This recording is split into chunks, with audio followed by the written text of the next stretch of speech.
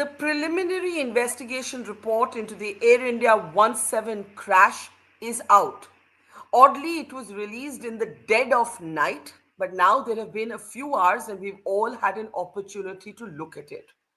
The big question is this: will Boeing, a behemoth notorious for its spotty record, get away while the dead pilots, Captain Sumit Sabharwal and Captain Clive, are smeared by insinuation?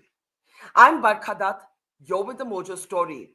In a moment from now, we'll be taking you through what the preliminary report says, why its open ended language may leave room for absolutely scurrilous interpretation that will seek to point a finger at the dead pilots, and the biggest question of all: what about the role of Boeing?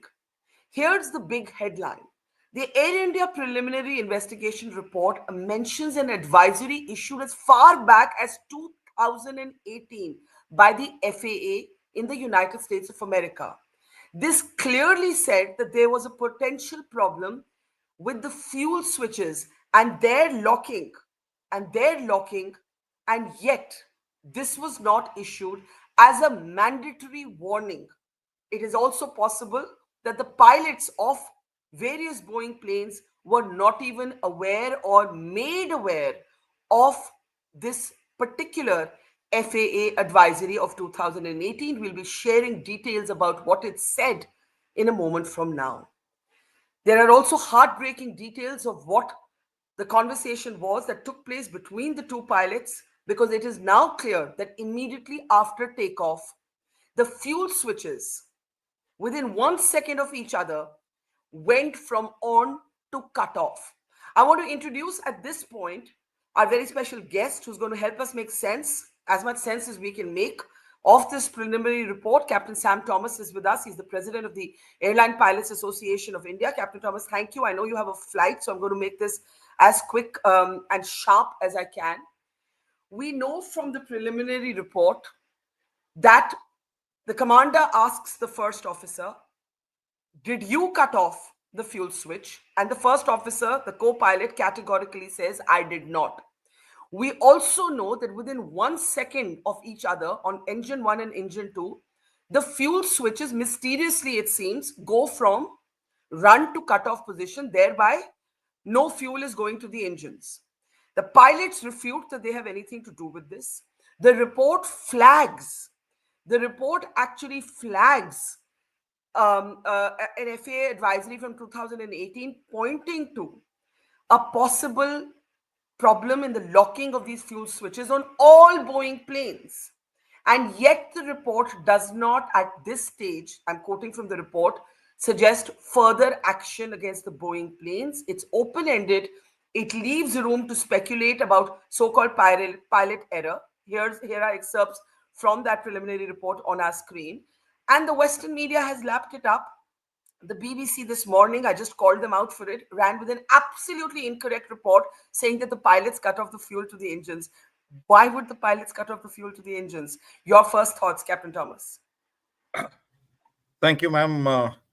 Firstly, like you very rightly pointed out, this was a report that was released in the middle of the night. I don't understand what the secrecy is all about. Secondly, 2 days prior to this report, the Wall Street Journal published something with regard to the fuel control switches being the center of the investigation and the inadvertent movement of them. How did they get that report, which is now in this particular report? That means there is a leak from this particular organization, and the fuel control switches are not something that pilots play around with. So this is something that would be done only if the checklist demanded you to do that. Now, there are two options here. One, has the fuel control switches gone off on their own? Now, a nondescript bulletin which comes out stating that, yeah, this could happen.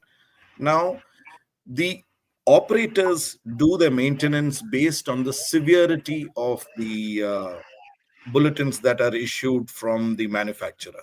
Now, this is a very nondescript advisory kind of thing. Hey, this could happen. So all Boeing aircrafts have this problem. Please take a look at it at your convenience. Now, what has happened right now is still in the realms of speculation again as to did it happen on its own or did the pilots cut them off. Now, there is a conversation that is put out there which says, have you cut it off? And who's asking whom, it's not clear yet. And Yeah. it I doesn't mean, I happen am like I am making an assumption here by the nature of command in within a cockpit that it would be the commander asking the first officer. You're saying that's not clear. there But is what a is there is an clear, but what is yeah. clear is that pilot one says to pilot two. Pilot one says, "Did you do this?" Because pilot one notices that the fuel switch is in cutoff mode. And the second pilot says, I did not do it. In simple words, we know that the fuel switches mysteriously or inexplicably are in cutoff mode. One pilot discovers it, asks the second pilot why this happened. The second pilot says, I did not do it. In other words, both pilots are refuting that this had anything to do with the pilots.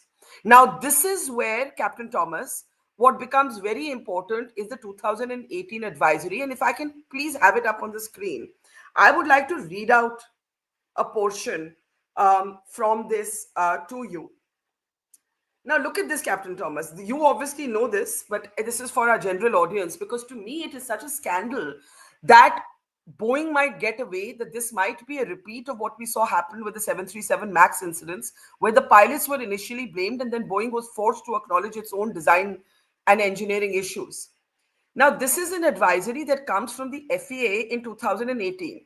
Pilots are pointing out that this did not even come from Boeing itself, right? This has come from FAA. In other words, Boeing, the manufacturer of this plane, has not even sent the advisory themselves. And it actually talks. It's what's called an airworthiness information bulletin, talking about a range of Boeing planes. And I'm going to read the operative part out to you now. The operative part is basically the FAA says as far back as 2018 that there could be a problem with the locking of this. So, in other words, you could leave it on, but it could slip back to off. I'm saying it in a very rudimentary language so that people can Correct, actually correct. understand. And then it says if the locking feature is disengaged, the switch can be moved between the two positions without lifting the switch during transition. And the switch would be exposed to the potential of inadvertent operation. Inadvertent operation of the switch could result in an unintended consequence, such as an in flight engine shutdown. Why is the report at this point giving a clean chit to 787, even though the report mentions this advisory, which very clearly says that there is a problem, potentially a problem with locking the fuel switches on various Boeing aircraft? That you've hit the nail on the head precisely. This is like an advisory. This is the at least they gave an advisory. In the case of the MCAS system, there was not even an advisory. The pilots were not even told that such a system exists in the 737 MAX. So it's not surprising that Boeing comes out with these uh, advisories just to cover their back to say that, hey, we had said this. It's up to you to figure out what to do. And in this case, not even this is the lowest form of or kind of bulletin. And this people may And not this take it bulletin seriously. is not even from Boeing, it's from the FAA. Correct, correct. Now, there is a blurring of lines in the United States between the FAA and Boeing, and God knows who is with who. And it's like you write an exam paper, and then I send it back to your house to correct it and bring it back. So those Yeah. kind of issues are there with the FAA. And having said that, now it's going in a direction wherein they say that the pilot is asking another pilot, did you cut it off? This doesn't happen that way. It is engine number one, fuel cut off, switch confirm. The other Yeah. pilot says affirm, then he Yeah. cuts off, then they call cut off. So it's not something that just happens. Now, very casually, what they have mentioned there is that, yeah, this could go from run to cut off without anybody doing anything, and that could lead to engine failure. That's all. It's a very simple thing. Both the engines would fail, and then you are left to do whatever little checklist in the next 15-20 seconds, and first of all to decide how this happened, that would take Yeah. some time. It would be a huge startle effect because this is not something that normally happens. So again, as far as the AAIB is concerned, did you see the line which says we are not blaming anybody? That is because you don't know who to blame. You don't even know what has happened.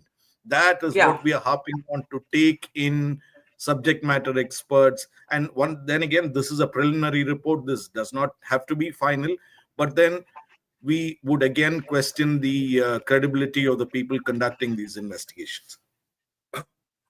Let's talk a little bit about that. You're saying you are questioning the credibility of those conducting the operation, I beg your pardon, investigations. In other words, you are questioning this report. Can Yes. you can you tell us why? One is that there have been planted leaks in the run up to the Yes. publication of this, to the release of this. It was in the middle of the night. Now it's available for everybody. One of the things that particularly bothers me, and I'm going to request my producers to pull this out on my Twitter page, you will find there is a BBC news screenshot, and the BBC news headline says pilots cut off fuel to plane. I mean, I have never seen. I want to actually ask my producers to pull this out, and we'll show it to you in just a moment. Uh, Basically, the BBC is reporting that the pilots have cut off the fuel supply. Now, is one of the things that has happened in this report is because you have left it open ended. You have left room for speculation, and you have said at this point there is no action against the BBC. I beg your pardon, against the 787. Point. Um, you have a problem with the process of the investigation itself. Why is that? Because we are all aware of the AAIB and its constituents. The website itself says that you have to have 20 years of experience in air accident investigation, which none of the so-called experts meet. And they are all, like I said again, rehabilitation center for ex-Air Force personnel. So Hmm. some of them are not even from the flying background. So they could come out with Look whatever at this. they Look at this. feel. Look at this headline. Sorry to interrupt you. This Yes. is what I wanted you to see. Breaking Air India crash. Pilot cut off fuel to engines. No fault with plane. I mean, this smacks of a massive, typical deja vu when it comes to Boeing. Not surprising, not surprising. That's the way they do it. The FAA will put out a leak that would be picked up by a journalist based out of Washington, Yeah. Seattle, I'm sorry, Seattle. And then the BBC would follow that and say that, hey, look, uh, pilot did this. Therefore, there is nothing wrong with the fact that pilot cut off the fuel to the engines. That's a part of the checklist if that is the emergency. It says very clearly cut off both and put it back to run, press and hold the rat for 1 second. Now, while you are saying that the actions might have been correct, this insinuation is very clear, which states that let's go down the line of guilty until proven innocent and push it down that line, which most of the air crash investigations, unless it's thoroughly done, will end up with the same fate as either the Calicut or the Max crash or something like that. So, what leaps out to you at this point? You are A, questioning the process of this preliminary investigation. B, you are questioning, in a way, how open ended it's left everything, leaving room for Western media to pick up this pilot error narrative. C, the crash report does mention the FAA advisory that flags a potential problem with locking the fuel switches, but doesn't actually list malfunction of these switches as a potential No, reason for the crash. correct. They very clearly put it out there. Now it's for you to interpret that. And secondly, with so much of secrecy, the journalists are banned from entering the vicinity of AAIB or the Ministry of Civil Aviation. Nobody is given any access. But then you have the Wall Street Journal publishing the exact same thing 2 days prior to what. So your system is not leak proof, and leak proof only to the Indians. and you're keeping Mm, the Indians and the Indian pilot community out only with an intent malafide. That is my allegation. That's our association's allegation. We've begged everybody to just keep us as even observers, because far too many pilots have been sold down the river with this kind of explanation. Now again, what is the necessity for you to in the middle of the night come and release a report that is not even signed? Now I don't know. It's given to us by the media. Why not be transparent? Come out. The director of AAIB or the officer in charge comes out, hold a press conference, and says, "Hey, this is the copy of what I found, and this is 30 days, and I'm giving to you in 30 days." That should have been done yesterday, and mm. hand over a copy to the media, rather than somebody with sources inside leaking it out from there and unsigned copy. Will they stand by this? Tomorrow they can turn around and say we didn't give it at all. So these are our So, is the Airlines Pilots Association, ALPA, rejecting this preliminary report? no, we have no power to reject or accept a report. All we are saying is that this is not the lines on which investigations are done. We need a more professional unit, we need more transparency, and we need accountability. That is, these are the three asks from our side. Let it be on lines with what's done world over. We are not asking for anything special. We're just asking, don't make hash of all these things, because a lot of, like we said earlier, a lot of so-called experts had come and said that the aircraft rotated at the end of the runway, birds got inside, the flaps were not Yeah. in position. Those experts should not even be traveling as, be allowed to travel as passengers anymore if they can't stand by what they have to say. This is exactly what we're saying, that don't indulge in speculations. The journalists are allowed, they are allowed to ask what they feel like, or whatever they think is on. It's our job to put exactly what is uh, the factual matter with the data, and only then speak about it. So that is one of the concerns that leads to these kind of thing. And the Western media is very good at spinning stories, and somehow the Indian media is lapping up, a section of the Indian media is lapping up those stories, just for reasons only they can explain. As a senior pilot, I know you have a flight, so just stay as long as you can. But as a senior pilot, when you see a BBC headline that says "Pilot cut off fuel to the plane, nothing wrong with the plane," how does it make you feel? The Britishers have been doing this for a long time. Yeah, So we do, as a part of our organization, what we do is we call up our corresponding member associate in the British ALPA, yeah, and we tell them, hey, look, there is this thing going on. And we call up the FAA as well and say that um, you know, these people are publishing which has no sort of basis. Now, what they have is something called the First Amendment and the right to speak whatever you want. And if you have a problem with that, you need to go and sue them. So, therefore, the authorities can do nothing about it. And under the freedom of, journalistic sort of creativity, they go around doing that, and very little we can do. It's just when the mainstream media in India picks it up and blows it out of proportion, that's when the yeah. uh, But and it's done with design, not by error. It's done by but design and not by error. That's what we have to point But out. a pilot sent me this message on this FAA 2018 advisory saying it's not even a Boeing advisory. It's a FAA advisory at a time when FAA and Boeing were hand in hand, especially during the development of the 737 MAX incidents. And Correct. there's a big question mark over whether Boeing was actually subjected to external auditing, or whether, whether there was even those kind of checks and balances. I can see Dr. Ditya Paranjpe join us now, but Captain Thomas, before you leave for your flight, just a couple of thoughts on this FAA advisory.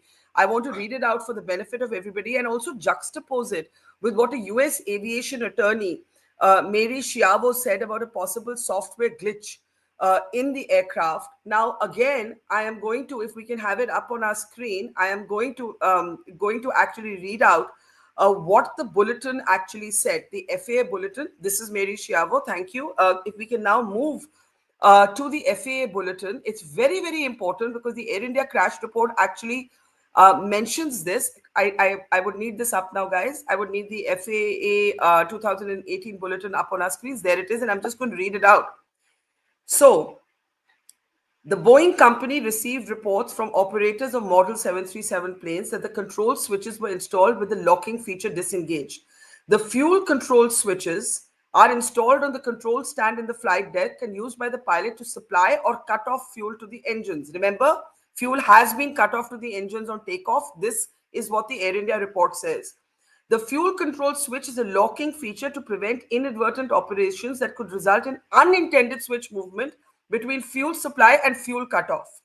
In order to move the switch from one position to the other under the condition where the locking feature is engaged, it is necessary for the pilot to lift the switch up while transitioning the switch position. If the locking feature is disengaged, the switch can be moved between the two positions without lifting the switch during transition, and the switch would be exposed to the potential of inadvertent operations. Inadvertent operation of the switch could result in an unintended consequence, such as an in flight engine shut down. Now, this is really critical because this is exactly what could have happened here, Captain Thomas. And yet, pilots that I've been speaking to say that because this was issued by the FAA as an advisory, pilots and crew may not have even been aware of this. There was nothing mandatory, it wasn't a mandatory warning, and so on. And intriguingly, the Air India crash report flags this as advisory, but at the same time concludes that there's no further action necessitated for the 787, though the advisory says that this applies to all Boeing aircraft or multiple Boeing aircraft. Captain Thomas, I know you have to go, so just stay as long as you can, hop off whenever you need to. But your thoughts on this? Yeah, in closing, I'd like to state that they've put out this advisory to show that we've said what we have to say. It's up to you to cover up those maintenance issues. And now, without any sort of conclusive proof on this, it's going on the lines of it could have been inadvertently turned off by the pilot's hand hitting. It's going in a direction where it says that somehow get it to the pilot error and be done with this entire investigation.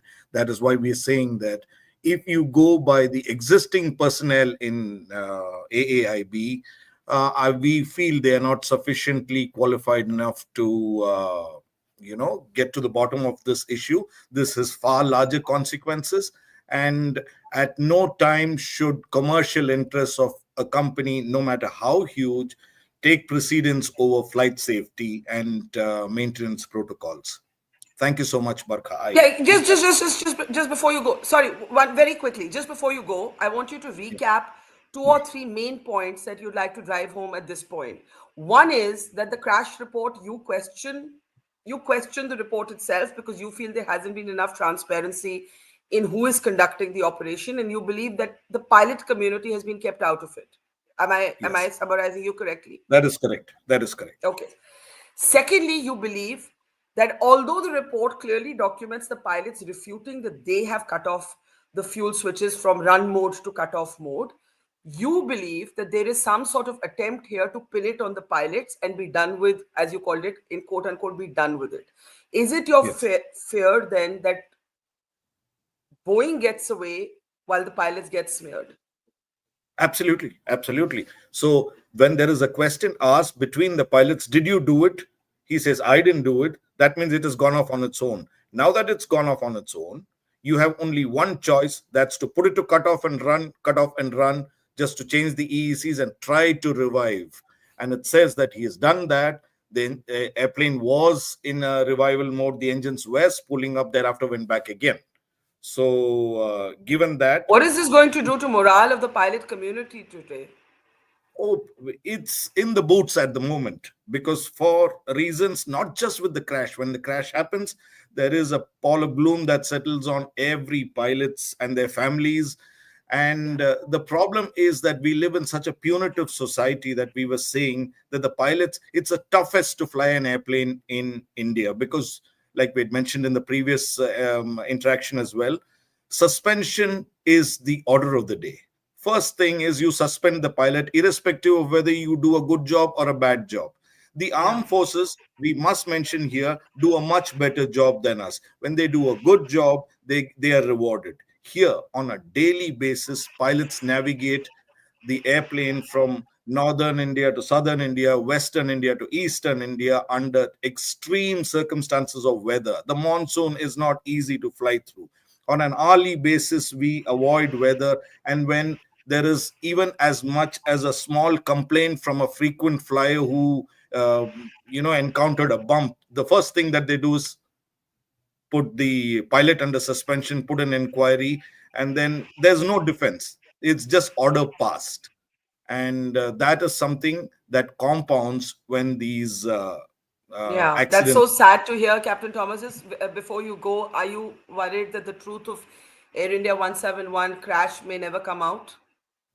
Ma'am, as long as we are alive, our association is kicking, we will make sure that the truth comes out, irrespective of the cost and the effort that are required. We will not let Sumit and Clive be thrown under the bus. We will go to the bottom of this. We are not here just to defend Sumit and Clive. We are saying let the truth come out. If there is an error, pilot error is not uncommon. But then, what are the circumstances that led to the pilot error? Was was he like totally, mm, you know, uh, fed up with life that he had to cut off these fuel control switches? I mean, it's being bandied in the public that these are fuel control switches which pilots play around with regularly. No, Yeah. yeah, very, very critical switches. And if you are saying that such a critical switch has this design flaw, then who should be held responsible? Why is this so critical switch having a design flaw which necessitates the FAA to put out a circular, a bulletin, and then still be there in the this one? Isn't it surprising? I mean, Yeah. that I think would be my closing before I Yeah, have. we'll let you go, Captain Thomas. I know you have a plane to fly, and I don't want to keep you from that. We'll reconnect later in the day. But Sure. absolutely, I think the last words that you will not allow, the pilot community will not allow Captain Sumit Sabharwal and Captain Clive to be thrown under the bus, which is really what a lot of Western media is currently doing, making use of much of the open ended language in this Air India preliminary report that leaves the door wide open for speculation, but actually does not talk about the role of possible design flaw, as you've called it, of the fuel control switches themselves. Captain Thomas, thank you. Before I get Professor Ditya into the conversation, I want to remind everybody that this is a company whose CEO testified before the US Congress, before the US Senate, admitting to security lapses in a different context, but the principle remains the same. Boeing has a history that is going to come under scrutiny, and a lot of people reading the preliminary report are questioning why Boeing is being given an early clean chit at this point, when clearly the Air India report mentions an old advisory, but a still valid and relevant advisory on a locking mechanism problem with the fuel switches. Take a look at what the Boeing CEO admitted earlier. And I'm committed to continue to work transparently with our regulators and with Congress. Last month, on March 10th, marked the 6th anniversary of the tragic loss of passengers and crew members on Ethiopian Airlines Flight 302. I know many victims' family members, as well as those from Lion Air Flight 610, are here today. And I want to extend my personal condolences for the painful loss of their loved ones on our aircraft and offer my pledge to make the necessary changes so this never happens again. Boeing made serious missteps in recent years, and it's unacceptable. In response, we've made sweeping changes to the people, processes, and overall structure of our company. While there's still work ahead, these profound changes are underpinned by deep commitment from all of us to the safety of our products and services. This commitment to aviation goes well beyond Boeing. We play a crucial role in the U.S. economy and the national security, as evidenced by the U.S. Air Force recent selection of Boeing to build the world's first sixth-generation fighter jet, the F-47. Now, let me bring in Aditya here as an aerospace engineer who's been watching this right from the first day. And, Right after the crash, Aditya, I remember when everybody was trying to point a finger at the pilots, you had actually saved the narrative to a much more rational and measured space. Now, here we are in that moment again. The Air India preliminary report does not actually lay blame directly at anybody's door. In fact, it opens by saying that the purpose of this report is only to avoid future such incidents from repeating. The purpose is not to apportion blame. However, because the language is open ended, because there are more questions than answers, a lot of speculation has begun, and sections of the Western media, the BBC, the leak in the Wall Street Journal, air currents, it has all begun with pointing a finger at the pilot. Whereas we now know, because the report does mention this, that the cockpit voice recorder conversation, the pilot one, presumably the commander, says to the first officer, "Did you cut off the fuel to the engines? Did you basically turn off the fuel switch?" And the second pilot says, "No, I did not." In other words, there is an acknowledgement, and this happens within 1 second of each other, that fuel is cut off to both engines immediately after takeoff. However, how that happened is not explained, which is where the 2018 FAA advisory becomes really critical. The Air India crash report mentions this advisory as flagging a locking mechanism problem with the fuel switches. In layperson's term, it simply means the pilots may believe the fuel switches are on, but they may have actually slipped back to off if there is a problem with the locking mechanism. Now, the advisory, as I read out, actually talks about how an inadvertent operation of the switch could result in an in flight engine shutdown. It's quite clear that there has been an in flight engine shutdown. It's also clear that when the pilots notice that the switches are in cut-off mode, they put them back on. The report acknowledges and says that the switches transition back to on. One engine is recovered. The second engine is not able to, the deceleration of the second engine cannot be stopped. And the plane is at a low altitude. It crashes into a building. And that's the sorry end of Air India 171, the tragic end. I want your first thoughts on this report. Yeah, so thanks, Barkha. I think so. Let me start by pointing out a few things here. So I went through the report as well as the 2018 advisory. Now, first off, the report is open-ended, I think, because while they acknowledge that the switches went from run to cut off, they do not know why they went in there, and I think that's partly why it's open-ended at this moment. Now, I think what the Western media has done, I don't know what they've done precisely, but given that they've said in some places that the pilots are responsible, is they have taken this leap in a sense of saying that, look, these switches going from run to cut off cannot happen automatically because the switches are spring loaded, they are protected in that sense, and Yeah. ergo pilots must have done it. So they sort of jumped through these steps, assuming, of course, that the switches were functioning perfectly well.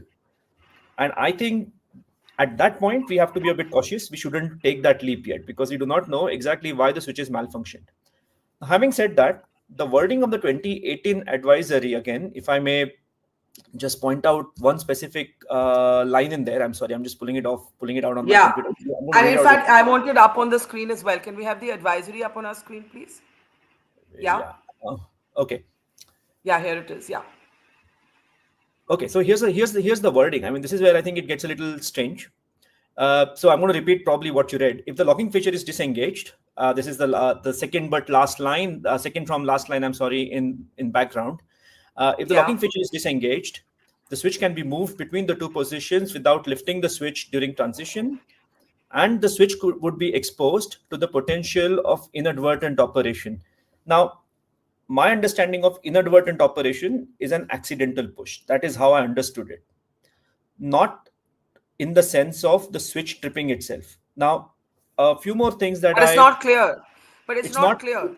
It's not It's clear. actually, if I look at this advisory, it is not clear. And what I understand as a layperson, I'm not an engineer like you, I'm not a pilot like Captain Thomas. But when I read this advisory, what it says to me is there's this, you can choose a mode for these switches, but there's a problem with the locking.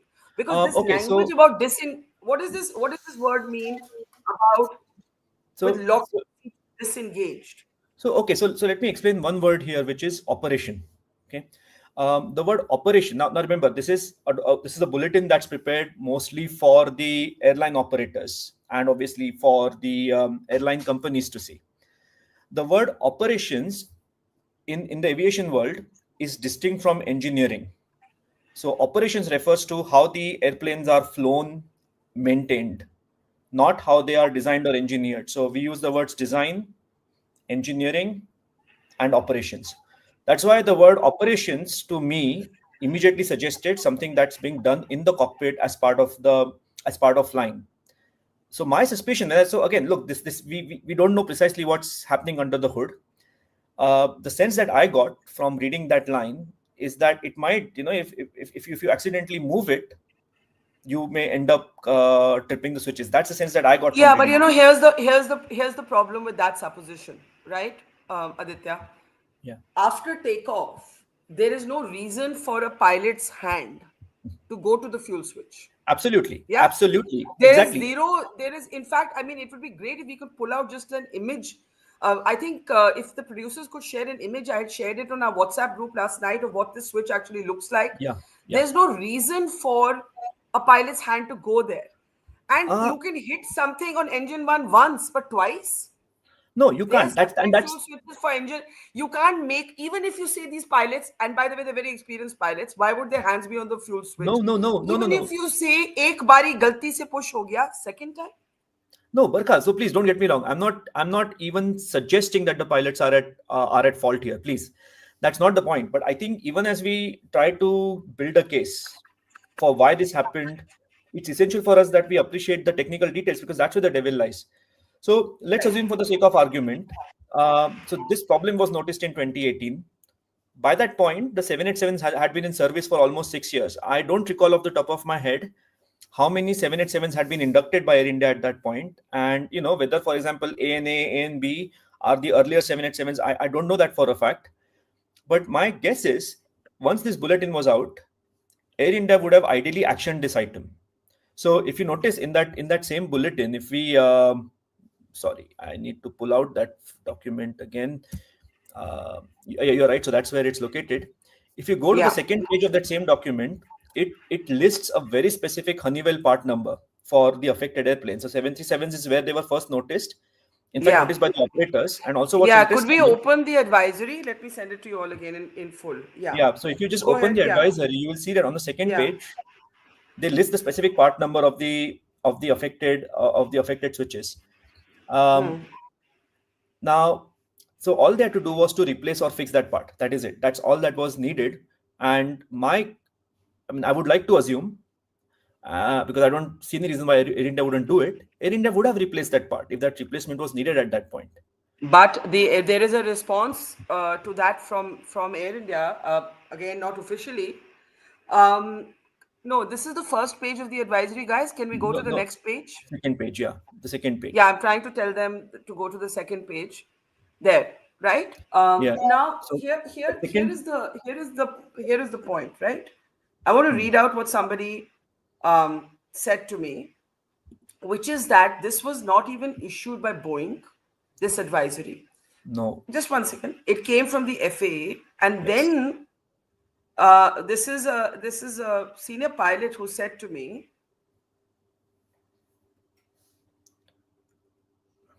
that, sorry, I'm trying to pull out, there's so much information, but basically the bottom line of all of this is that this was not sent as a warning, it was yeah, not sent as a mandatory check, yeah, it was yeah, sent, as a bulletin, exactly. And I right, think the reason for and that, the reason for yeah, and yeah, the reason for that, I suspect, is on the first page of that same document where FAA says that it does not see this as necessarily being. that's right, So that's what I was trying to, that's what I first, was trying second to tell. paragraph, first line, right? Based on an assessment utilizing the limited data available at this time, Yeah, the airworthiness concern is not an unsafe condition that would warrant an exactly, AD.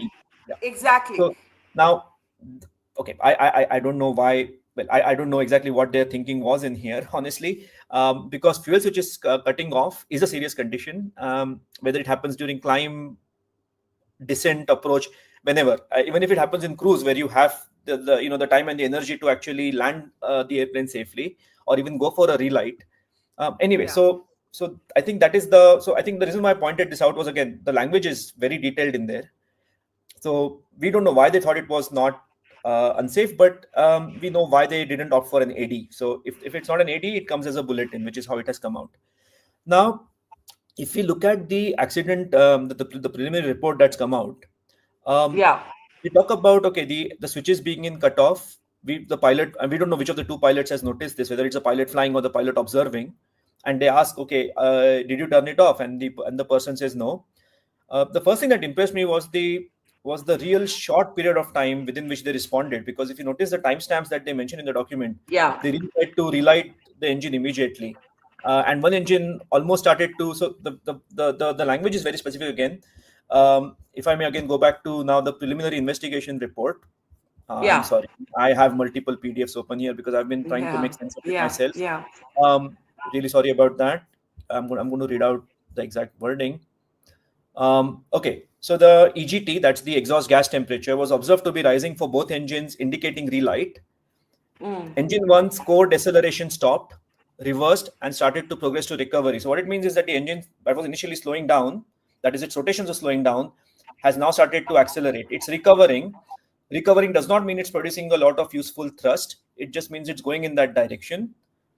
Engine 2 was able to relight but could not arrest core speed deceleration and reintroduced fuel repeatedly to increase the core speed. So that's part of the process. Yeah. Engine relight, it's taking time for it to spool up. That's fine. That's okay. So the pilots have acted in a very short span of time, and they seem to have done the correct set of things in there. I think that seems to become apparent immediately. Yeah.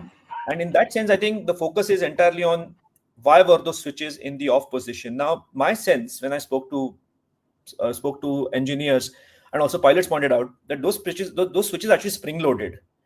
So you cannot actually move those switches without a very deliberate action, is what the engineers seem to think. The other thing I also asked some of these engineers But there's a directly was, contradiction. There's a contradiction there, right? If no, there is a not. locking, okay, so here's the gray area. You are interpreting the problem with the locking mechanism as something that only becomes inadvertent if, for lack of a better phrase, galti se No. haath lag gaya, an नहीं नहीं नहीं accidental नहीं push. नहीं नहीं Then, नहीं Barkha. No. All I'm then, saying is, so I'm just telling you what a switch is supposed to do if it's the correct part, if it's not broken, and it's the correct part that they fitted after the 2018 advisory. If that part is correctly fitted and it's the right part, it should require a physical lift up. So there's a spring in there that needs to be activated. You move the switch and you release it. I mean, this whole action involves a set of protection measures which are meant to prevent even an inadvertent movement. Now, by inadvertent, I should also point out one thing here. Inadvertent does not just mean the pilot's hand. I'm also talking about something that can happen because the plane experiences a very violent jerk. Even right. those kind of things, right? Granted, those switches shouldn't move, but let's assume for the sake of argument that the switches are old, they have been worn and whatnot. Even then, those switches should not move from run to cutoff under normal operations, which could include turbulence and gust. That's how it should be if everything is working correctly. So when if the switches have moved and the pilots haven't moved them, then obviously it's natural for us to suspect that there's something wrong with the switch that's installed in there. Now, whether that's a maintenance issue or whether it's a manufacturing defect, the report can't claim that, right? Because there is no evidence to show which of the two it is But precisely. you see, the report can't claim that because the report doesn't have an answer to the central question after takeoff. And I just want to recap this for people who may just be waking up on a Saturday morning. Not everybody are geeks like us who have been up all night reading this report. For anyone who has just joined us, the Air India crash report was released in the middle of the night, Friday night, Saturday morning, at about 1 in the morning. And basically, what it does confirm is that fuel to the engines, and Aditya, please correct me if I use anything wrong in terminology, but fuel to the engines was cut off right after takeoff. The aircraft attains the maximum speed. We can show that excerpt of the report. The aircraft attains the maximum speed of 180 knots. If we can have that paragraph up on the screen, please. And right after that, look at this. right? Right after that, engine 1 and engine 2 fuel cutoff switches transitioned from run to cutoff with a time gap of 1 second. Now, of course, this report's language is a bit odd because the switches, Um, it implies, I know what you're going to say, but reading as a layperson, a switch can't transition on its uh, own. no, no, no, no, no. Hang on, hang on. Okay, there. Let me clarify, Barkha. Remember, at this point, the only evidence they have is data from the FDR and the CVR, what they call, Yes, I think, the EAFR, right? Now, yes, now remember, what they are seeing in that data is the state of the switch going from 1 to 0. That's the transition they are talking about. They aren't right. saying why it transitioned, because at this point, no cause has been attributed. All that they're saying is in the Exactly. data, we observe the switch going Exactly. from 1 to 0. But Exactly. remember, Now, but remember, it's an electronic record. It's 1 to 0 that they see in the data, and that's all they can see. Now, Barkha, again, exactly. I'm not trying to point this out to support anyone's cause No, or no, no. even I'm to I'm raise not a getting question, right but now I into think, why this happened. yeah, I, but I right now I I'm think we just have to be very Aditya, hold precise on, hold on. about. All Okay, right, hold on. Are we in agreement that the report says, I'm reading from the report, the report is on the sure. screen. Yeah, The yeah, aircraft absolutely. achieved, can this screenshot be moved a little to the left so I can read it? The aircraft achieved the maximum recorded airspeed of 180 knots, right? And immediately thereafter, the engine 1 and engine 2 fuel cutoff switches transition from run to cutoff position one after another with a time gap of 1 second. The Yeah, engine 1 and 2 began to decrease from their takeoff values as the fuel supply to the engines was cut off. In the cockpit voice recording, one of the pilots is heard asking the other, why did he cut off? The other pilot responded, he did not do so. Okay, now yes, I have only read this verbatim. This is the report. absolutely. Yeah, Now, if I am to translate this into an Aam Janta accessibility language, people like me, what I understand is plane takes off, it achieves a speed of 180 knots. Immediately after takeoff, because it has a lifespan of 32 seconds, we know that. Immediately after takeoff, the fuel supply to the engines is cut off 1 second after the other. The pilot senses this. The pilot looks to the other pilot, says, hey, did you move the fuel switch from run to cut off?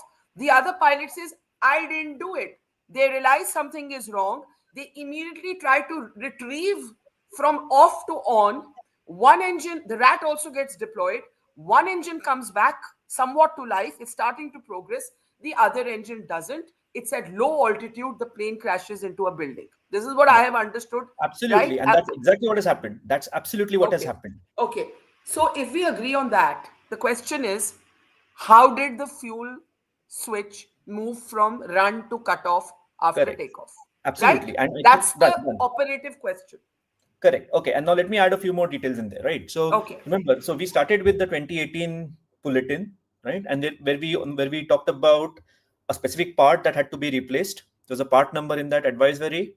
And Yeah. I'm assuming, of course, that Air India would have actioned it if it applied to this specific airframe. Hmm. They haven't. So the thing is, when airframes are manufactured, they're manufactured over several years. So it's also possible that this might have applied to every single airframe in that family, or airframes manufactured during a specific time window. So the assumption is, whatever had to be done, if Air India followed the maintenance procedures, it would have actioned this. So with that, we can, if we were to assume that the switch was perfectly fine, as in it was the correct switch, it had Hmm. been checked. The question, of course, is why did it trip? Now, the interesting word here is trip. And one thing I was able to check, again, I'll be honest, I kind of queried some search engines. I asked at least one engineer that I know, can a switch trip in the sense of a fuse tripping in our house? And the answer Yeah. was no. Yeah. No, the switch does not trip. It's a simple switch, just as our light switches are. They're manually driven off and on. They do not trip on their Yeah. own. So that's the other concern now. But then, if they do not trip and the pilots haven't done it, the question, of course, is what's driven the switch from run to cutoff? And because there's no explanation, the report's open-ended, saying, what, it's transitioned, but Yeah. it's not saying it doesn't know why. But that's effectively what Yeah. it's saying by not attributing a cause either. It's saying we do not know why it has happened. But can I read out Look, something to look, you? Can I read out something to you?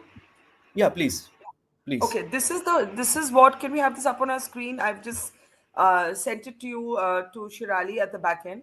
What does the report say about the FAA advisory? the Air India preliminary report, right?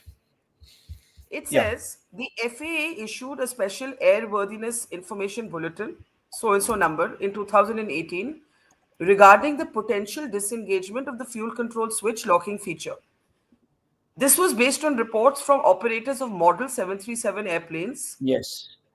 but the airworthy concern was not considered an unsafe condition that Yes. would warrant airworthiness directive by the FAA. So it So they remained an just advisory. copy pasted that line pretty much for all practical purposes. Correct. Then Yeah. it goes on to say the fuel control switch design, including the locking feature, is similar on various Boeing airplane models. In other words, even though this advisory was in the context of the 737s, it goes. This is important. It includes a part number 4TL8373D, which is fitted in the 787, right? So it Yes. basically says that the I'm going to read this part again because it's important. This is from the preliminary report. The fuel control switch design, including the locking feature, is similar on various Boeing airplane models, including part number 4TL8373D, which is fitted in the 787 aircraft. As per the information from Air India, the suggested inspections were not carried out as this was advisory and not mandatory, and said that there was no sort of safety alert on it. I mean, that last line is my summary. The scrutiny of maintenance records revealed that the throttle control module was replaced in 2019 and 2023. However, the reason for the replacement was not linked to the fuel control switch. There has been no defect reported pertaining to the fuel control switch since 2023. Further, pilots who have flown this plane, Aditya, have told me that when an advisory like this comes from the FAA on the quiet, on the down low, and is not issued as a mandatory warning, pilots may not even be made aware of this. That's true. Yes, and that is actually probably also what happened with, I mean, with the Maxes, because there was no clear procedure for the two airplanes to deal with the Max. We know that, and that's actually, I mean, that's sort of the backdrop for a lot of the discussion that's, I think, happening right now around Boeing. Yeah. Look, I think so. In all of this, they've identified the correct part number. Now we do not know I do not know at this point, because remember, the preliminary report is just a statement of the facts. It isn't saying why the module got replaced. And they've talked about, I mean, there's this little cryptic thing, right, that there has been no defect reported with the switch since 2023. Okay, so presumably the part was replaced, and they would have possibly, even if it happened in 2023, replaced the correct part after the advisory. But 2023 is 5 years after the original advisory, so presumably by then the part would have been updated. So that also gives us reason to believe that maybe the correct part was used. Now, the point that honestly bothers some of us at this point is what else has been happening under the hood in those systems. That is not known, but that will only become clear once the final report is revealed, when the final report is released, I'm sorry, and that will obviously take some time. But I think Right. what I should point out here again, for the benefit of listeners or even people like us, and it's good for us to also remind ourselves, the preliminary report is a statement of facts. If you notice, there is not a single conjecture in this report in terms of the wording as well. It's merely saying Well, this the has wording, happened. I personally would disagree there. I find the wording open ended enough that the Western media. See, there are two Oh, problems. The leak to the Wall Street Journal and air currents on the fuel switches and linking that to headlines of possible pilot error no, I has think that is created a not. narrative Yeah. in the Western media where only very technical people look at this. The Air India crash probe is focusing on the pilot's action and hasn't pointed No, to a that is problem not. with Boeing That, 787 Dreamliner. This was the Wall Street Journal headline one day before the report came out. I mean, I yeah. think that there is a problem here. That is no. So there is a problem there with how it's being. So look, there's a problem between where the communication is happening with the media, how they are interpreting it. Quite frankly, if this is what they've been reporting, it's not for me to judge them, but it's real lack of diligence on their part. It's Yeah, appalling, quite honestly. But that's for them. It's not for us to enforce standards on them or even demand standards of them, right? I mean, they operate under the US laws for freedom of speech. So yeah. let's not even go in that direction. Let's focus on what the report says, because we should not be unfair to the report and the investigating agency. Because remember, at the end of the day, regardless of how people may feel about Boeing, I like to think, at least personally, that the AIB, the DGCA, the Indian government as a whole do want to get to the root of this. We do not want any more casualties, either in India, with Indians abroad, or anybody for that matter. So I still inclined to give them the benefit of the doubt, saying, look, the report's stating the facts correctly, and that is how it should be interpreted. See, The I fact that just Western feel, media has used the wrong language yeah. is not for us to, But Captain, it's appalling. I want to welcome Group Captain Ajay Ahlawat to the program. Good morning, sir. Coming to you in just a moment. But Aditya and I are disagreeing on one thing, that I believe that the way that the leaks took place, very calibrated, very selective, just hours before this report was to be publicly released, at least in the Western media, helped create a whisper campaign against the dead pilots, right? But when you actually read the report does not point a finger directly. The report just leaves an open question. How did the fuel switch move from run mode to cut off mode? And remember, what's important to note is that the pilots did restore it back to run mode, because when the debris was recovered, the photographs showed that the fuel switches were in run mode, and the preliminary report also says that. The important thing at the heart of the debate is that the crash report flags a 2018 advisory from the FAA on a potential problem with the locking mechanism, and even mentions a particular part for which the advisory was issued that is also deployed or used in the 787. Now, Group Captain, I want your first thoughts. Aditya feels that the report is reasonable. It is the interpretation that has been inflammatory. I would argue that the leaks before the report helped create a convenient narrative against the pilots. And there is now a growing perception that Boeing, that does have a spotty safety record, we have a deja vu trajectory when it came to the 737 MAX incidents, where initially the pilots were blamed and then Boeing had to concede its design flaw. There's a sense in at least the aviation community that we're seeing a repeat of that. Your first thoughts, Group Captain? Hang on, sir. I can't hear you, sir. Are you muted at your end? Please unmute yourself if you are. I think. Hanji, sir. I can hear you now, sir. Okay, good morning. Let me first zoom out and then I'll zoom in. The purpose of an investigation is essentially to prevent another one from happening. And within that larger mission set, the purpose of a prelim investigation or prelim report is to make sure that something that needs to be fixed quickly gets out there. If it's an issue with equipment, you either change or repair the equipment. If issue with pilot actions, you quickly introduce training fixes. So this report, which has come out on the 30 days mark, hasn't said anything about something that needs to be fixed immediately. Now zooming in, the entire thrust of investigation is right now on the engine fuel cutoff switches. The word that is used in the report is the switch transition. So that leaves room for intentional, inadvertent, or malfunction. I think that's a very intelligent use of that word. Switches like that, mechanical switches like that, don't move on their own. Nonetheless, so you said intentional, accidental, or malfunction. Malfunction. So it leaves room open for all three possibilities. Which gives the team the elbow room to choose the direction they wish to proceed. I think this use of word transition is something that has delayed the report, because anybody who's familiar with aircraft switches and all that, mechanical switches don't move because of glitches in software. The software can work underneath the switch to make the engine do whatever it wants. So in that sense, I found three things interesting in this report. The first is obviously the team composition. I don't know for what reason that was hidden from us. It's only through the report we now know who's the investigation in charge and who are the members.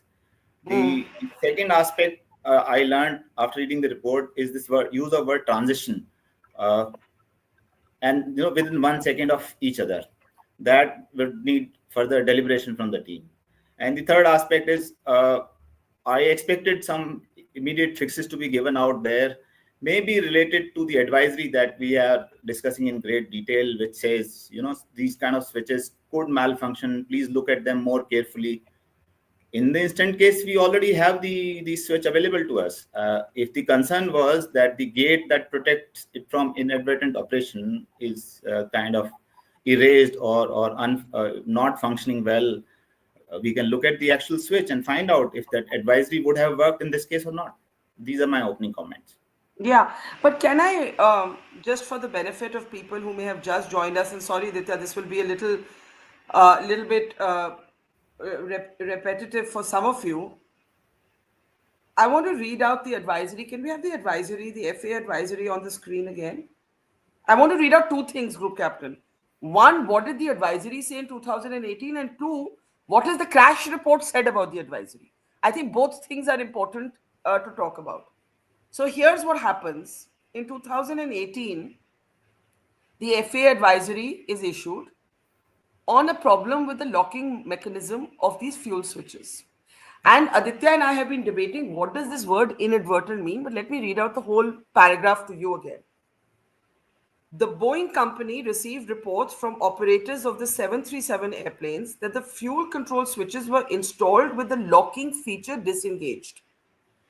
The fuel control switches are installed on the control stand in the flight deck and are used by the pilot to supply or cut off fuel to the engines. The fuel control switch is a locking feature to prevent inadvertent operations that could result in unintended switch movement between the fuel supply and the fuel cutoff. In order to move the switch from one position to the other, under the condition where the locking feature is engaged, it is necessary for the pilot to lift the switch up while transitioning the switch position. If the locking feature is disengaged, the switch can be moved between the two positions without lifting the switch during transition, and the switch would be exposed to the potential of inadvertent operation. Inadvertent operation of the switch could result in an unintended consequence, such as an in-flight engine shutdown, which is clearly what happened here. Till the pilots noticed it, discussed it in the cockpit.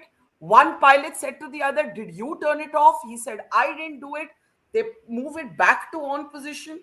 My question is, why does the report not consider the possibility of a malfunction? You have said it is one of the possibilities. Why does the report not consider the possibility of a fuel switch malfunction given this advisory that itself acknowledges? Now, I'll take it one step further. What does the report actually say on the advisory? If we can bring that up now.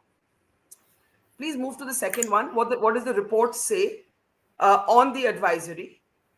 I'm sending it to you again. No, not this. What does the report say? Right? The report says the FAA issued a special airworthiness bulletin in 2018. So the Air India investigation report is acknowledging this advisory, which is how we're all discussing it, by the way. This was issued based on reports from operators of 737. The airworthiness concern was not considered an unsafe condition that would have warranted an airworthiness directive. Now, this is important. This is what the FAA said. Ki, haan, we are advising you, but you know what? We're not directing you.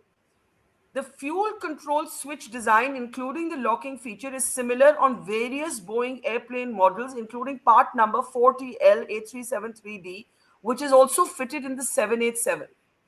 As per the information from Air India, the suggested inspections were not carried out as the bulletin was advisory, not mandatory. The scrutiny of maintenance records revealed that the throttle control module was replaced. However, the reason for the replacement was not linked to the fuel control switch. There has been no defect reported pertaining to the fuel control switch since 2023 on this particular aircraft. Now, Group Captain, I've been talking to pilots all night, all morning. They're saying most of them were probably not even aware of this advisory. They may not even be aware because there was no directive. Okay, there are three issues in the discussion. The first is you mentioned the report does not leave the room for malfunction. I say, in fact, it does. The use of word the fuel switches transition is the sentence that leaves room for a malfunction, because intentional is very clear. A person moved it, either of the crew.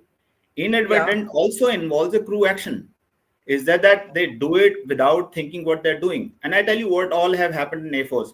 People have raised undercarriage on taxi track while they were doing something else in the cockpit. People have pulled ejection seat handles on the ground while they think they were doing something else. I have myself dropped my external fuel tanks thinking I was slaving my compass. So inadvertent is something that a crew does, whereas in their mind or absent-mindedness, they end up doing something which they didn't intend to. So malfunction has been this. The word transition caters for malfunction. The word transition caters for an inadvertent action, and it also obviously there is enough room to say the pilot actually did it. So that is second aspect, and third is the switch. Now, I mean, why would the pilot do it unless he wants to kill himself? Why would the pilot do it? I mean, why would the pilot do it? correct. So that is the question that we can't Unless answer. the pilot has a death wish, why would the pilot do it?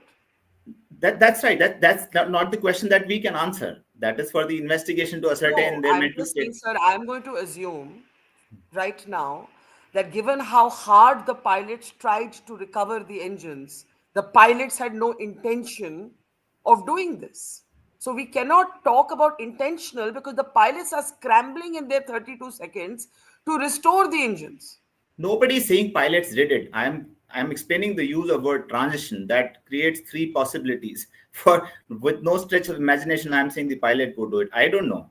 I don't know what happened in the cockpit. This the prelim report says the switch transition from run to cutoff. So three possibilities exist. And now coming back to or circling back to the advisory you mentioned, that advisory says there is a possibility that the obstruction that prevents inadvertent operation, which makes it a two-step operation, you pull the switch up, then move it back or forward. If the obstruction is worn out, the chances of inadvertent operation increases because your hand could be moving there, it touches the switch, it flips to off. So in this case, the panel is with us. If the So, obstruction has not worn out, then the advisory is more an additional information which is not directly linked to the cause of the accident. okay. Well, all I'm saying, I was not suggesting that you're saying that the pilots did it. I was just making a commonsensical point that given that the report itself acknowledges that the pilots then, once they discover that the fuel switches are in the off mode, they talk about it. One asks the other, did you do it? He says, I didn't do it. They transition the switches back to the on mode. The rat is also deployed. Now, my question is, I asked Aditya this, and I'm going to ask you this, and then come back to Professor Aditya. A mistake, if you are implying accidental as an option, can happen on one fuel switch once. How does it happen on the second fuel switch again? It just seems one, a pilot's hand would not be on the fuel switch after takeoff because there's no need. The pilot is going to assume that the fuel switch is locked in on mode. The pilot's not going to go to that area of the deck. However, even if once this mistake is made, both engines have two separate fuel switches. How can this mistake be made a second time, Group Captain? It seems very counterintuitive. That's all. No, I don't know. Why that happened. That's for the report to find out. Yeah, That switch is used only twice. One to start the engine, and once you finish your flight, come on the bay to shut down the engine. yeah, In yeah. emergencies, during in-flight shutdown for damage, securing the engine or relighting, then it is used. Otherwise, you don't go to that panel. You just start the engine in the beginning and come back to it to shut it down on the bay. There is no reason Exactly. for any of the pilots to go visit that area or the hand to be in that area. Exactly. Exactly. Exactly. That's why I feel that I am okay. Aditya, here's my question. As Group Captain explained, the fuel switches are used once, Yeah. right? Before the flight takes off and once after it lands. Right? Am I correct, Group Captain? Yes. Okay. So intuitively, there's no reason for the pilot's hand to be there. If by accident the hand goes there, it can go. An accident can happen once. The same thing can happen twice. We all seem to agree this was not cannot be intentional because the pilots are scrambling to save the plane in those 32 seconds. Over to you, sir. Yeah, so to add to it, Barkha, I think I want to sort of re-emphasize this point about the preliminary report. Remember, it's only providing us with what has happened, not why it has happened, or even the procedure that led to it, right? It's literally what, not why and how. And I really think uh, listeners or viewers have to appreciate the exact, one of these three purposes. I don't think anyone specifically saying the pilots did it. Also, in terms of could the mistake have happened twice? Look, these are all low probability events, but remember those two switches are actually very close to each other. So all that the investigators are leaving open here is the possibility that something happened. Remember, these two switches are within the scope of a human palm. So if I were to accidentally move the palm down, and if the locking mechanisms were broken in there, the two could have fallen off from run to cut off. I'm not saying that is what has happened. I'm saying that this is what the investigators want to find out and even rule out. But to rule it out, Barkha, they need to check that conjecture, right? Because I can't rule out what I believe has absolutely not happened. So to rule So something how out, has this played out in Wall Street Journal, the BBC oh today, no, as Barkha, as pilot cut off fuel? How has it no, played out? that is The report not, doesn't no, that say is that. The unfortunate. report does not say that. No, it does not. And you're absolutely right. The report isn't saying any of that. The report's merely pointing out, and also, as I mentioned earlier, it's the report relies on the flight data recorders. That's why the word transition is used, because what they see in the FDR is not Hmm. a physical video of the switch. They only see the signal going from 1 to 0, or some such transition in the signal strength. That is it. Now, the fact that no Wall Street Journal or BBC have chosen to report it is unfortunate, but we shouldn't be swayed by it. Look, we have the report now that's come from the government. It is released in the interests of the Indian public and the global public at large. Let's go with what it's saying. It's telling us the facts, and quite honestly, with all due credit to the report, they've used the right terminology. Let's give them credit for that. And then once the process of ruling out starts, I'm hopeful that they will obviously rule things Okay. out soon. So, Group Captain, we had the president of ALPA here before you joined, Captain Sam Thomas, and he doesn't share Aditya's optimism. He Oh, feels the Indian pilot community has been kept out of the probe, that there was opacity over who was conducting the investigation, who was the lead investigators. He feels the language is open ended enough that he believes that in the end it will all be pinned on the pilots, and the behemoth that is Boeing will not have to answer for so many tough questions that the incident, not just this incident, on the 7th of July, there was a United Dreamliner, same aircraft that crashed, 787, that took off from Newark and headed back to Newark because of a mid-air mechanical scare. One in the latest in a series of problems with this particular model. Then there has been the aviation attorney based out of America, Mary Schiavo, who has pointed to a software glitch, she believes. We can put up that headline as well. A software glitch in the plane itself. And remember, this is a highly electric plane. So, Group Captain, my sense to you is the pilot community seems to believe that Captain Sumit and Captain Clive will be thrown under the bus. It's the easiest thing to do given that 1,200 Dreamliners are deployed worldwide. The status quo cannot be shattered. The stakes are too high for Boeing, and this is going to be bailing out Boeing and throwing the pilots under the bus. This is what pilots are saying off record. You talk to anybody this morning. Can we come out of this image of the switch and actually show also the third CCTV angle of the rat being deployed? Group Captain, it's over to you. Okay, I agree with partly agree with the sentiment of Alba President.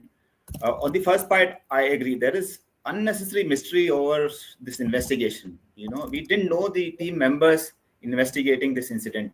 Far too much secrecy, far too much mystery, not called for. On the second part, that there is a dedicated push to throw the pilots under the bus, I disagree. The wording of the report, I would rather say, see, there are two inputs, as the previous speaker mentioned. Through the FDR, we know an electrical connection was made from run to off and then back to run. That is an electronic evidence. Then we have CVR, where one crew speaks to another and says, did you cut it off? The other crew denies it. So to accommodate these two evidences, the use of word transition is very intelligent, I would say. It includes possibilities, all kind of possibilities. It includes the evidence, electronic evidence that the switch went off. It includes the possibility of inadvertent operation. So far, whatever we've seen in this report, I don't see any desire or vector to throwing the pilots under the bus. What do you make of the leaks that were given to Air Currents and Wall Street Journal just before this report came out?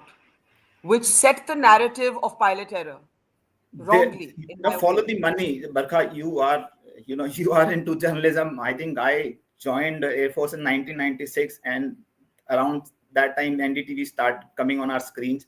You've been in journalism as long as I have started been flying aeroplanes. Follow the money. The amount of money at stake is humongous.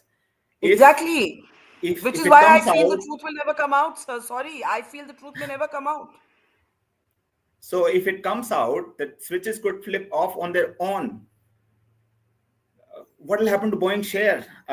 Again, the amount of money at stake is huge. I get it that there will be attempts made by very powerful quarters to make sure the aeroplane manufacturer is somehow, escapes the what do I say, the reason or responsibility. But so far, I haven't seen any vector that suggests no, they would want to get away with blaming just the pilots. I don't agree with it. Yeah. Aditya, you want to come in there? Look, when group captain says to me, follow the money, I think 30 years of being a journalist have just made me cynical. My instinct to follow the money makes me feel exactly what he just said. That imagine if tomorrow, what this actually reveals is that yes, the fuel switches don't lock, possibly don't lock properly. We didn't know that. We now know that. By the way, this is exactly what happened with the 737 MAX. Initially, the pilots were blamed, then Boeing had to acknowledge a design issue, an engineering issue, and fix it, right? This has happened before. This could be happening again. And it just seems all too convenient to suggest, oh, maybe it was an accidental push by the pilots. These pilots are experienced pilots. Yeah. There's no reason for their hands to be in that area of the deck at all. I Um, just feels like this is a bailout, a stage being set globally for a bailout of Boeing. well, like I said, I don't know enough about that, so hope not. But again, I'm just sticking to the report. The report itself, I agree with the group captain, is technically sound. Look, the other thing about the switches is something very interesting.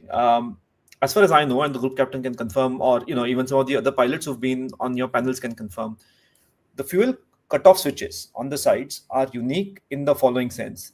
They are pure, like I said earlier, they're pure electric switches. They are not like the circuit breakers or like the fuse box switches, which have a bimetallic strip and can be tripped electrically. They're not that sorts. And I was going to ask that if there's an and as far as electric I know, failure, as far as can I I can know, I clarify that if there's an electric failure, can the switches trip? so as far as I know, I mean, as far as what I have got from people who worked on the 787, no. But that doesn't mean, look, but again, remember, if there's been some modification since then that we haven't found out about, I really don't know the answer to that. But No, the fundamentally, the switches switches won't are not move. that. The And as far as I switches know, won't move. the switches won't move. So Sorry, they, I sorry, mean, group captain. Sorry, group captain. Sorry the for switches, interjection. The switches won't move. no, They they have to won't be move physically because, moved.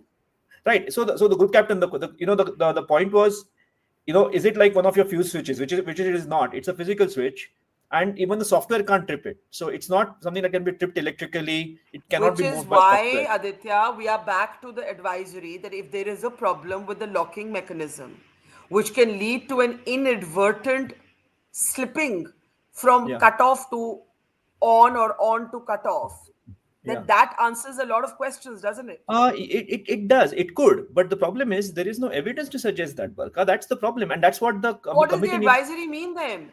The No, advisory that flags the locking yeah, yeah. mechanism problem, what does it mean? Yeah. So here's the thing, Barkha. Here's okay. Let me tell you. So here's.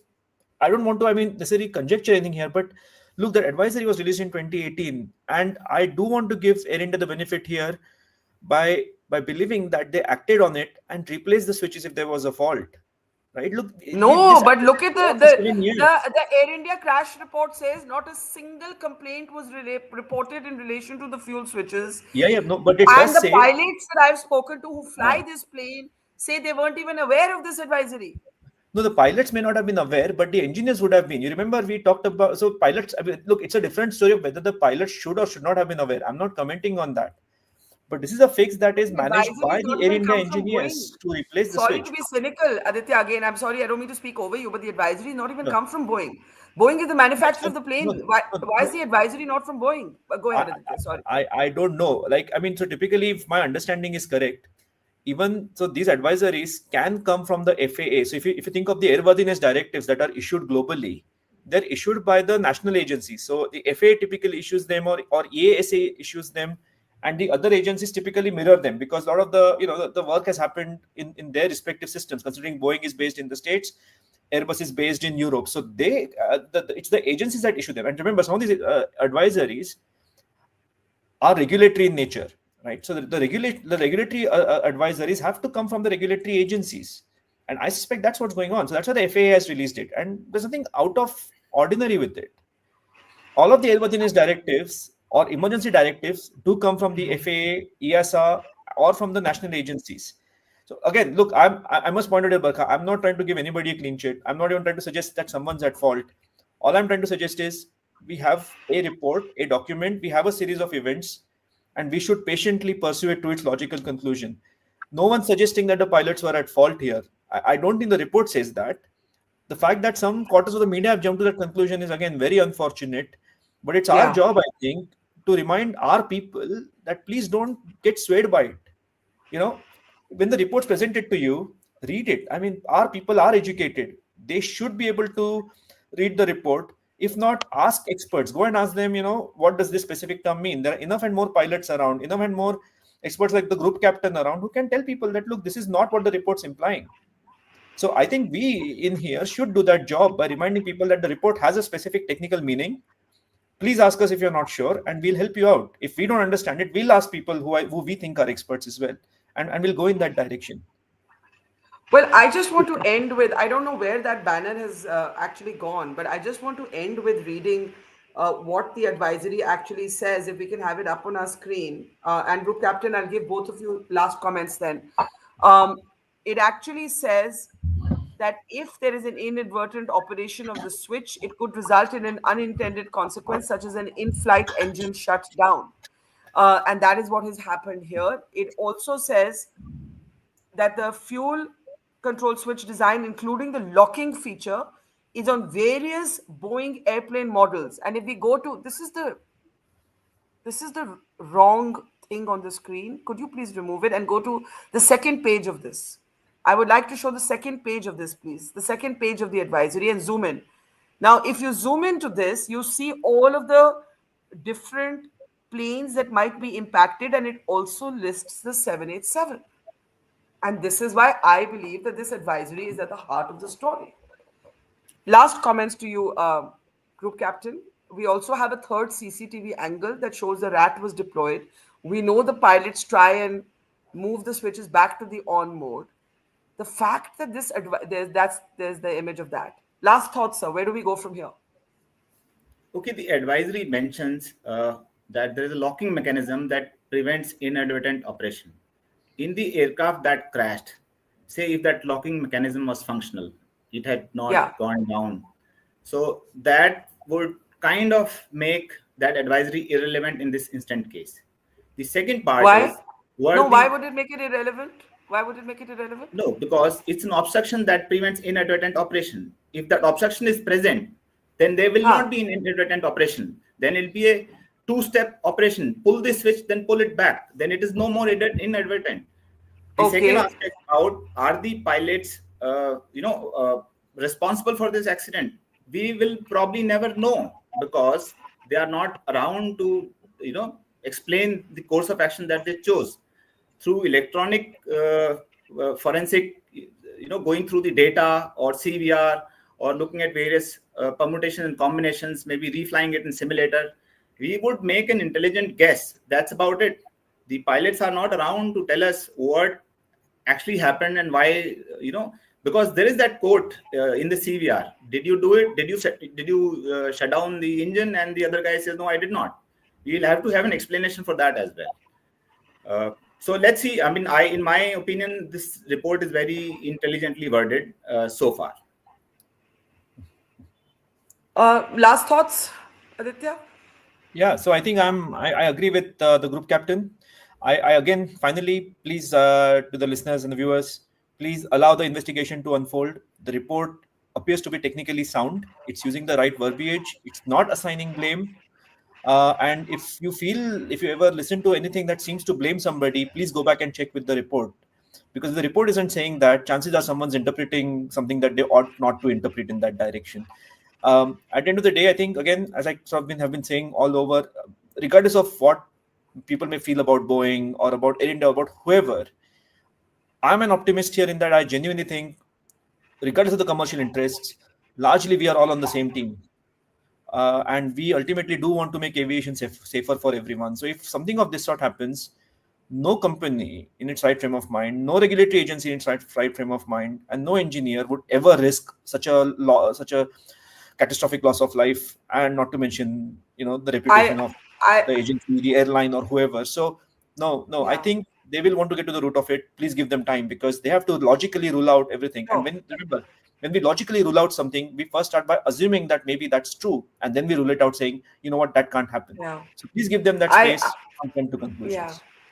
Again, I don't want to be alarmist. I'm a I spend half the year on an aeroplane because I fly so much. I landed from London late last night on an Air India aircraft. But I do, at this point, not share the optimism, Aditya, that I'm hearing from you that we will know exactly what happened here. And the reason for that is that I believe that the selective leaks have already set some sort of narrative. I also believe that the stakes are very high for aviation. There are 1,200 of these aircraft deployed. And I also believe that Boeing has a spotty, almost notorious track record. A Netflix documentary captures some of it. There are whistleblower accounts. There is the testimony of the Boeing CEO before the US Senate and the US Congress. We have seen with the 737 how there was an attempt to blame the pilots, and it took a second incident, and then an American airline, Alaskan airline, I think, for the door to fly out before Boeing began to take these things seriously. I hope you're right and I'm wrong. But all I will say at this point is that there are many questions. The report simply captures the heart of the puzzle. The puzzle is this: how did the fuel switch of Air India 171 go from on mode or run mode to cut off mode, with the pilots discovering that with the alarm right after takeoff, saying to their colleague in the flight deck, in the cockpit, "Did you do it?" The other guy says, "I did not do it." They do their damnedest in the whatever 20 odd seconds they have after that to restore the engines. One engine almost comes back. If they were flying at higher altitude, this may have been a very different story. The plane then crashes into a building. It's chilling actually to read some of the last conversations and how hard they tried, evidently, from everything we know, to save the plane. We'll leave it there. Group Captain Ajay Ahlawat and Professor Aditya Paranjpai, I'm sure we'll have another chance to talk to you later in the day as perhaps more information. I would really want the lead investigator at this point to come out, do a press briefing, answer some of these questions. That would be good. Thank you so much in the meantime for watching. Take care and see you soon. Thank you. It's great to see you here. Thank you for watching our work. If you haven't subscribed yet, don't forget to click the bell icon and subscribe to Mojo Story and support independent, robust journalism.